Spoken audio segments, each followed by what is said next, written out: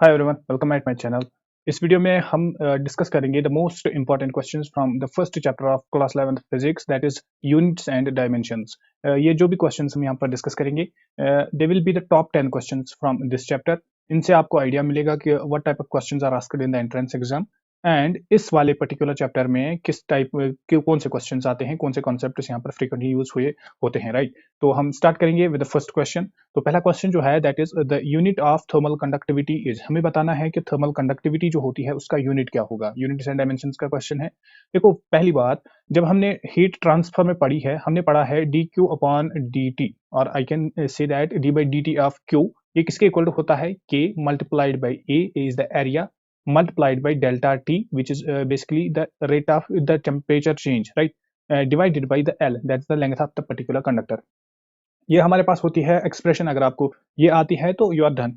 यहाँ पर हमें क्या करना है, देखो D Q upon D T, ये क्या होता है, rate of change of heat. Q is the heat, तो जब rate of change of heat होगी तो उसको हम बोलेंगे पावर, राइट। तो यहाँ पर होगा पावर। व्हाट्स के इज द थर्मल कंडक्टिविटी, जो इसके यूनिट्स हमें निकालने हैं, थर्मल कंडक्टिविटी जिसके हमें यूनिट्स निकालने हैं।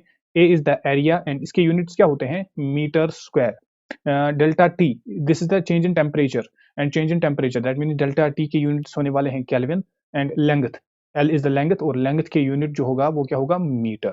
अब यहाँ पर सब्स्टिट्यूट कीजिए एंड के के यूनिट्स आप इजीली निकाल सकते हैं।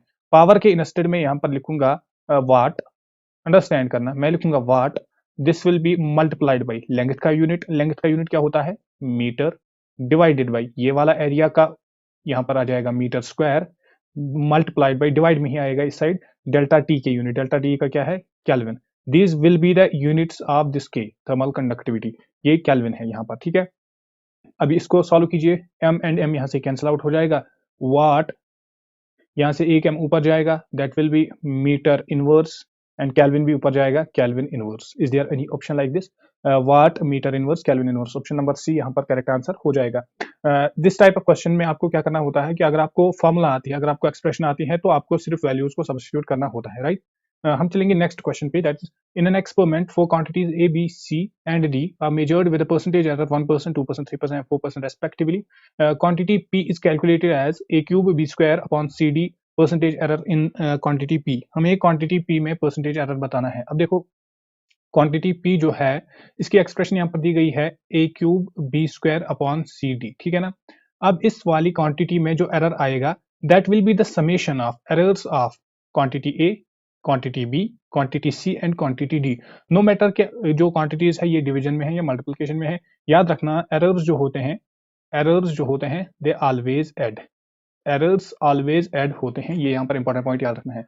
तो हमें क्या बताना है, परसेंटेज एरर इन पी, ठीक है ना। Percentage error in P will be equal to percentage error in A, that mean 3 times percentage error delta A upon A, percentage error in A, plus 2 times percentage error in B, ठीक है ना, plus सी का यहाँ पर कोई भी power नहीं है तो यहाँ पर 1 हम लिख सकते हैं, अगर हम उसको नहीं भी लिखेंगे तब भी ठीक है। ये बन जाएगा percentage error in C plus percentage error in D, delta D upon D, and इसको 100 से हम मल्टीप्लाई करेंगे क्योंकि हमें परसेंटेज एरर निकालना है। तो ये आ जाएगा 3 मल्टीप्लाइड बाई ए में कितना एरर है, 1%, अंडरस्टैंड करना, plus 2 multiplied by percentage error in quantity B that is 2, plus delta C, C में कितना है 3%, प्लस इसमें कितना है 4%, अंडरस्टैंड करना इसको। This will B 3% plus 4% plus 3% plus आएगा अगेन 4%, ये बन जाएगा 3, 4 and 7, this will B 14% in total, right. तो 14% यहाँ पर हमारा करेक्ट आंसर हो जाएगा। यहाँ पर आपको क्या याद रखना है, चाहे क्वांटिटी जो है, जो इंडिविजुअल क्वांटिटीज होती है, जो एक अदर क्वांटिटी को बनाती है, चाहे वो मल्टीप्लिकेशन में हो या डिवीजन में हो, उनके एरर्स जो होते हैं वो ऑलवेज एडअप होते हैं, ठीक है। Next question is question number 3, I guess. Question number 3, it says if E and G respectively denote the energy and gravitational constant, then E upon G has the dimensions of। हमें बताना है कि E upon G जो है इसके dimensions क्या होंगे। देखो यहाँ पर 2 वेज है दिस टाइप ऑफ क्वेश्चन को करने के लिए। हम पहले यूनिट्स ऑफ एनर्जी भी लिख सकते हैं, इसके बाद हम लिखेंगे units of G from the force of gravitation, हम इसको निकाल सकते हैं। तो ये हमारे लिए एक लेंथी प्रोसेस हो जाएगी, ठीक है ना। हमारे जब हमें एग्जाम होता है तो तब हमारे पास इतना टाइम नहीं होता है। तो हमें क्या करना है, अगर हमें अपना टाइम बचाना है तो हमें कोई ऐसी फॉर्मूला को रिकॉल करना है, कोई ऐसी एक्सप्रेशन को रिकॉल करना है जिसमें ये दोनों यूज होते हो, ठीक है। तो इन दैट वे हम इजीली यहाँ पर कर सकते हैं विद लेसर टाइम। हम क्या करेंगे, हमें पता है कि ग्रेविटेशनल पोटेंशियल एनर्जी जो होती है वो कितनी होती है, G M M1 M2 basically upon R, ठीक है ना। ये होती है ग्रेविटेशनल पोटेंशियल एनर्जी की। बेसिकली ये जो यू है ये एक एनर्जी है, ठीक है, एनर्जी है। तो यहाँ पर मैं लिखूंगा this will be energy, energy multiple energy, ठीक है। तो एनर्जी के यूनिट्स आएंगे G M square upon R. लेकिन मुझे बताना है कि एनर्जी अपॉन ग्रेविटेशनल कांस्टेंट, तो मैं लिखूंगा ई अपॉन जी जो है इसके यूनिट्स होंगे similar to that of M square upon R के। एम के क्या है M2 and R is the length, this will be L minus 1 and T will be the 0। M2 L minus 1 T 0, option number A यहाँ पर correct answer हो जाएगा। तो इस तरीके से हमें अप्रोच लाना है कि कोई ऐसी फॉर्मूला हमें यूज करनी है कि जिसमें दोनों क्वांटिटीज का यूज होता होगा। तो इन दैट वे हमें बहुत ही कम टाइम लगने वाला है क्वेश्चन का आंसर निकालने में। Next question is dimensions of resistance in an electrical circuit in terms of dimensions of mass, of length, of time end of the current I would be. हमें बताने हैं कि डायमेंशंस ऑफ रेजिस्टेंस क्या होंगे। देखो resistance हमें पता है, रेजिस्टेंस होती है V upon I by ohm's law, because V equals I R. तो इन फ्रॉम दैट एक्सप्रेशन हम लिख सकते हैं कि रेजिस्टेंस जो होगी वो होगी potential difference divided by the current. लेकिन आपको यहाँ पर पता होगा कि जो पोटेंशियल डिफरेंस होती है वो होती है work done per unit charge, ठीक है ना। तो मैं यहाँ पर लिखूंगा आर किसके इक्वल टू हो जाएगी, इस पोटेंशियल के इंस्टेड में यहाँ पर लिखूंगा work done upon charge multiplied by ये आई यहाँ पर मैं लिखूंगा, ठीक है ना। अब यहाँ पर हो गया हमारा आंसर, यही पर निकलेगा। वर्क डन, वर्क जो है इसके डायमेंशन लिखो ml2t-2 ml2t-2, ठीक है ना, डिवाइडेड बाई क्यू। हमें पता है I, that is the current, current होता है चार्ज पर यूनिट टाइम। अगर मैं यहाँ से क्यू की एक्सप्रेशन लिखूंगा, मैं लिखूंगा I multiplied by T, that is the current multiplied by the time. तो instead of this Q I would write I multiplied by T, and यहाँ पर मेरा बन जाएगा I square multiplied by T. Understand करना इसको। तो ये बन जाएगा M1 L2, this will B T, यहाँ पर है -2, यहाँ पर है +1। जब ये ऊपर जाएगा ये अगेन माइनस बन जाएगा, this will B -3 and I will be -2, I -2। Understand करना। अब यहाँ पर ऑप्शंस में फाइंड आउट कीजिए, ML2 T-3 I -2, option number D will be the correct answer for this particular question, right? Next is question number, next is, I don't know what's the question number.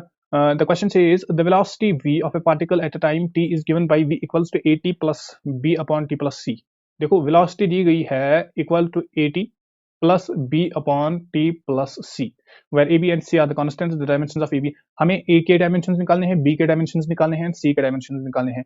यहाँ पर हमें क्या करना है, यहाँ पर एक पॉइंट को आपको यहाँ पर ग्रैस्प करना है, दैट इज जब हमने दो क्वांटिटीज को एड अप किया है, जब हमने दो क्वांटिटीज को एड अप किया है उसका मतलब यही होता है कि उन दो क्वांटिटीज के जो यूनिट्स हैं वो सिमिलर होने चाहिए, अदरवाइज हम उनको ऐड नहीं कर सकते। ये पॉइंट है यहाँ पर। इतना पॉइंट अगर आपको आता है तो we are done with our question. तो फ्रॉम दैट पॉइंट मैं यहाँ पर बोल सकता हूँ कि जो डायमेंशंस ऑफ v होंगे that will be similar to that of dimensions of a t, right, where a is the constant, t is the time, v is the velocity। that means अगर मुझे a के dimensions निकालने हैं that will be v upon t, और v के होते हैं lt minus 1 upon this will be t, that means lt minus 2। तो a के डायमेंशंस आ गए lt minus 2, lt minus 2, lt minus 2 सिर्फ एक ही ऑप्शन में है, ऑप्शन नंबर ए में ही है। तो अगर आपको सिर्फ a के डायमेंशंस आते हैं तो आप का यहाँ पर आंसर आ जाएगा, लेकिन फिर भी हम फर्दर इसको सॉल्व करेंगे। अब अगर हमें डायमेंशंस ऑफ सी निकालने हैं, देखो यहाँ पर अगेन हमने टी एंड सी को क्या किया है, ऐड किया है। दैट मींस जो डायमेंशंस ऑफ सी होंगे that should be similar to that of dimensions of T. तो डायमेंशंस ऑफ सी क्या होने चाहिए, डायमेंशंस ऑफ टी के इक्वल टू होना चाहिए। तो सी के यहाँ पर आ गए dimensions of as that of T. In the similar way आप यहाँ पर क्या कर सकते हो, देखो यहाँ पर आप क्या बन गए, यहाँ पर आप डायमेंशंस बन गए टी डिनोमिनेटर में। हमने इन दो टर्म्स को क्या किया है, ऐड किया है। That means A T and AT के डायमेंशंस सिमिलर होंगे B अपॉन T के डायमेंशंस, पॉइंट नंबर 1 ये आप याद रख सकते हो। अगर आपको ऐसे नहीं करना है, आप ये भी बोल सकते हो कि ये जो V है V के डायमेंशंस भी क्या होंगे, सिमिलर होंगे as that of B upon T plus C। जब आप इसको भी करोगे तो B के डायमेंशंस हमारे पास आ जाएंगे L के equal to, option number A हमारा करेक्ट आंसर हो जाएगा। नेक्स्ट क्वेश्चन पे चलिए। Next question is if x is equal to at plus bt square, where x is the distance traveled by the body in kilometers while t is the time in the seconds, then the units of b। हमें बताना, dimensions नहीं बताने, हमें बताने हैं units क्या होते हैं, किसके, b के।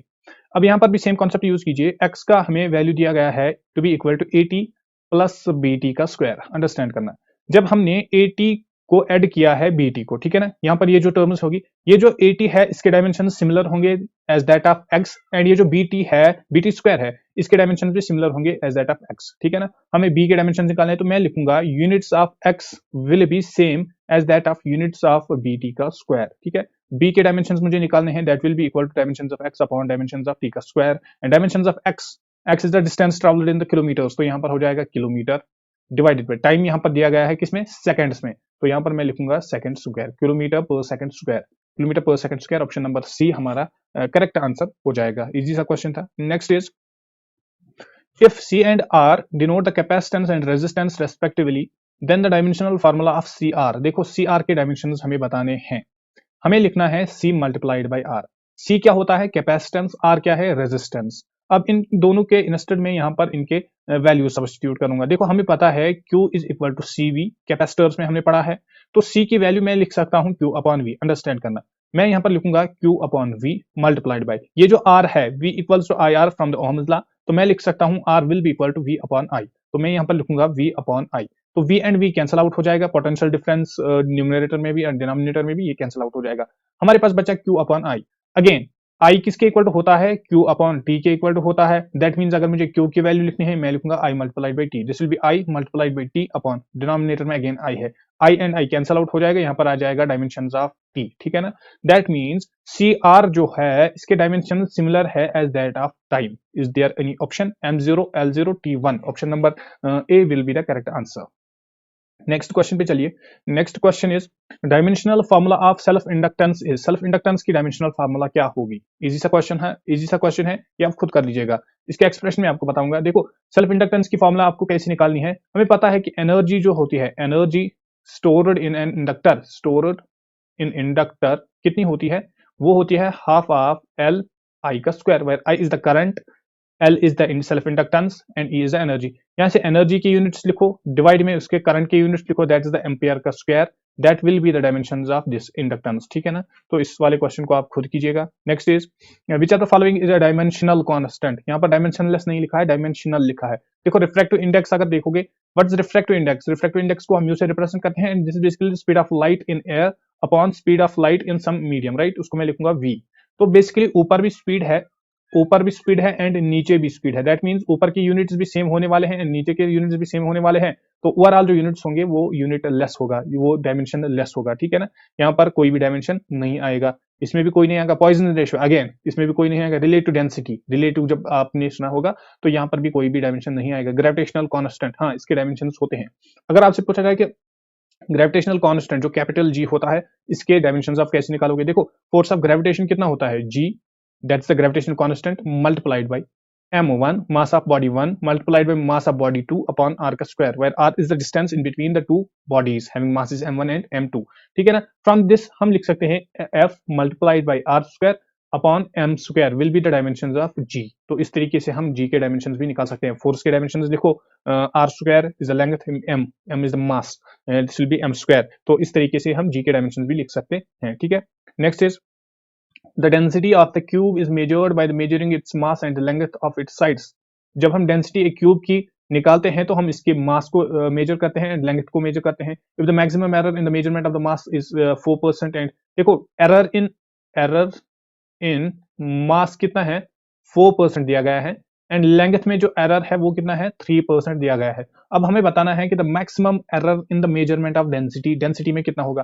पहली बात हमें पता होनी चाहिए कि डेंसिटी को हम कैलकुलेट कैसे करते हैं। देखो डेंसिटी जो होती है वो होती है मास पर यूनिट वॉल्यूम, अंडरस्टैंड करना, मास पर यूनिट वॉल्यूम। मास में हमें यहाँ पर दिया गया है एरर एंड, लेकिन वॉल्यूम में हमें नहीं दिया गया है, तो इसको मैं फर्दर लिख सकता हूँ मास अपॉन लेंथ का क्यूब, अंडरस्टैंड करना। जो वॉल्यूम होता है, जो वॉल्यूम होता है ये बेसिकली होता है L multiplied by L multiplied by L for a cube, तो होता है L क्यूब के इक्वल, ठीक।